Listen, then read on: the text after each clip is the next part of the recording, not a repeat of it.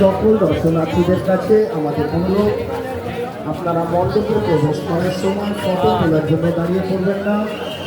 আপনারা ধীরে ধীরে মণ্ডপে প্রবেশ করুন, নিজের প্রতিমা দর্শন করুন, অন্যদের প্রতিমা দর্শন করতে সাহায্য করুন।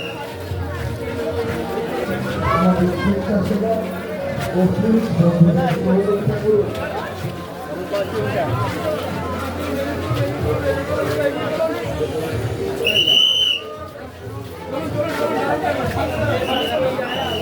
সামনে